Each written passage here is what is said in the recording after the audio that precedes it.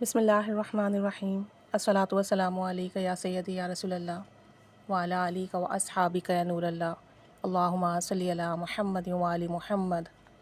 ہم جتنی videos create کرتے ہیں، جتنی میریکل اسٹوریز، ایکسپیرینسز، درود پاک کے، استغفار کے، کسی دعا کے، کسی نفل کے،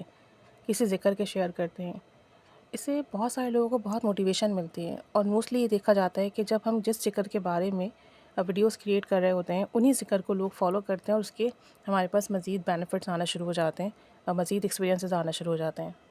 اور پھر جب ہم انہیں سنتے رہتے ہیں تو ہماری موٹیویشن میں اضافہ ہونے کے ساتھ ساتھ یقین میں بھی اضافہ ہوتا ہے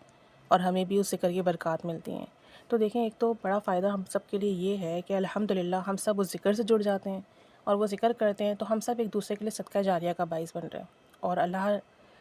کریم ہم سب پر ایسے ہی رحمت بنائے رکھے کہ ہم سب ایک دوسرے کے لیے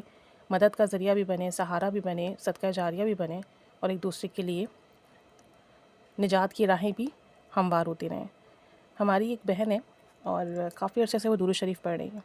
تقریباً 2 سال یا 3 سال ہو گئے انہیں درود پاک پڑھتے ہوئے۔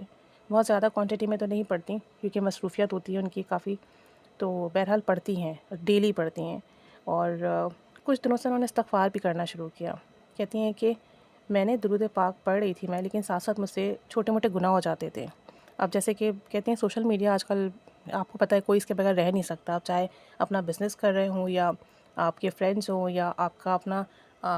ٹائم آپ کو جو ہے پاس کرنا ہو جب فری ہوں آپ، تو سوشل میڈیا کے بغیر کہتے ہیں کہ آج کل گزارا نہیں ہے۔ کہتے ہیں سوشل میڈیا کی وجہ سے نا بہت ساری چیزیں غلط بھی ہو جاتی ہیں، کہ آپ نے کوئی کلپ دیکھ لیا جو نہیں دیکھنا چاہیے تھا، آپ نے کوئی ایسی چیز سن لی جو نہیں سننی چاہیے تھی۔ تو کہتی ہیں درود شریف کے ساتھ ساتھ یہ والی چیزیں ہو جاتی تھی میرے ساتھ،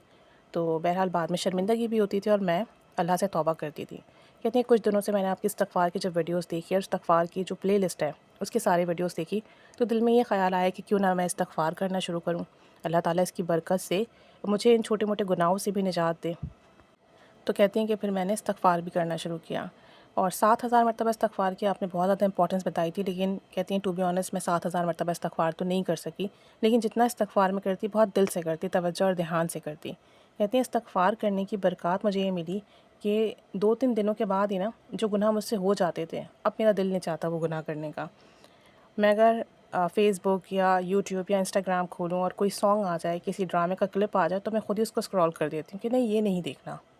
کوئی موٹیویشنل کلپ دیکھ لو یا کچھ ایسا دیکھ لو جس سے آپ کی لرننگ میں اضافہ ہو، آپ کی نالج میں اضافہ ہو، لیکن یہ کلپس نہیں دیکھنا، کہ نہیں خود ہی دل سے آواز آتی کہ نہیں یہ نہیں دیکھنا ہے۔ تو کہتے ہیں مجھے بہت حیرانگی ہوئی کہ سالوں کے بعد مجھے ایسا فیل ہوا کہ نہیں یہ کام غلط ہے تو یہ کرنا ہی نہیں ہے، یہ کام جو اللہ کی نافرمانی کا سبب ہے۔ کہتے ہیں صرف 2-3 دن استغفار کرنے کی برکت سے ایسا ہوا۔ کہنے لگی کہ پھر میں نے مزید استغفار کرنا شروع کیا کہ مجھے موٹیویشن ملنے لگی۔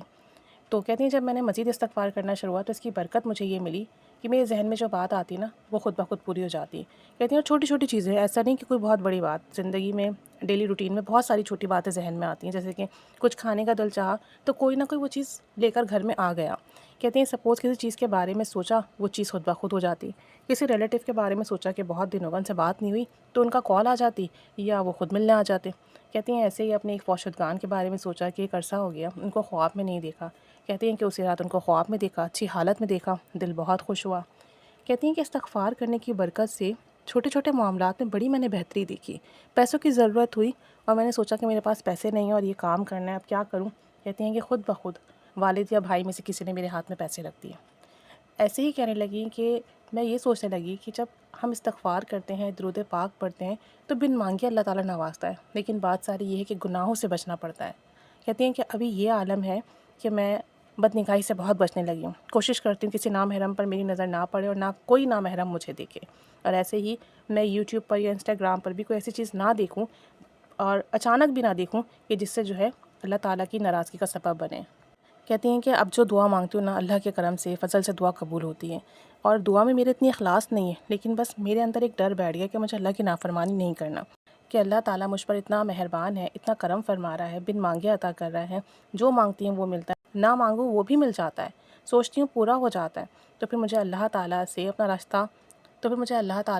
اپنا رستہ اور مضبوط کرنا چاہیے، اپنا رشتہ اور مضبوط کرنا چاہیے، اس رستے پر پابندی سے چلنا چاہیے۔ کہتی ہیں کہ آپ کی ویڈیوز دیکھ دیکھ کے درود پاک اور استغفار پر بہت زیادہ استقامت ملی اور اب تو گناہوں سے بھی بچنے لگی ہوں، اور کہتی ہیں کہ بس آپ یقین کریں دل کی کیفیت ایسی ہے نا کہ میں آپ کو بتا نہیں سکتی۔ اتنی خوشی، اتنا سکون، اتنا اطمینان، اتنا شکر ہے میرے دل کے اندر کہ میں لفظوں میں بیان نہیں کر سکتی۔ کہتی ہیں کہ بس دل سے ذکر کرنے کی برکت سے ہوا ہے اور گناہوں سے بچنے کی برکت سے ہوا ہے۔ کہتی ہیں کہ آپ یقین کریں لوگ مجھے اتنی عزت دیتے ہیں جیسے پتہ نہیں میں کوئی سیلیبریٹی ہوں یا میں کون ہوں۔ گھر میں کوئی بات ہو تو سب کہتے ہیں اس سے مشورہ کرو، یہ صحیح بات بتائے گی۔ باہر کسی سے ذکر کرو کسی چیز کا تو لوگ کہتے ہیں ان سے پوچھو یہ صحیح بتائیں گے۔ کہتی ہیں ایون ایسا ہوتا ہے کبھی کبھی خواب میں بھی میں یہی دیکھتی ہوں کہ اگر بہت سارے لوگ ہیں تو اس میں مجھے سب سے زیادہ اہمیت دی جاتی ہے، جیسے پتہ نہیں میں کون ہوں۔ کہتی ہیں سب کچھ درود پاک اور استغفار کی برکت سے۔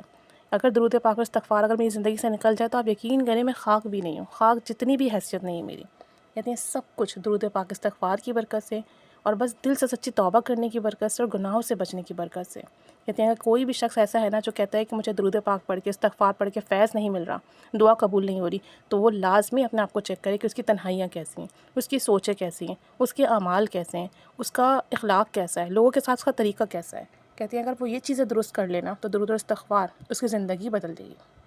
اور اسے وہ برکت، وہ کامیابی، وہ راحت، وہ عزت، وہ چیزیں ملیں گی جس نے تصور اور گمان بھی نہیں کیا ہوگا، بن مانگے ملے گا اور بے حساب ملے گا، بے حساب ملے گا۔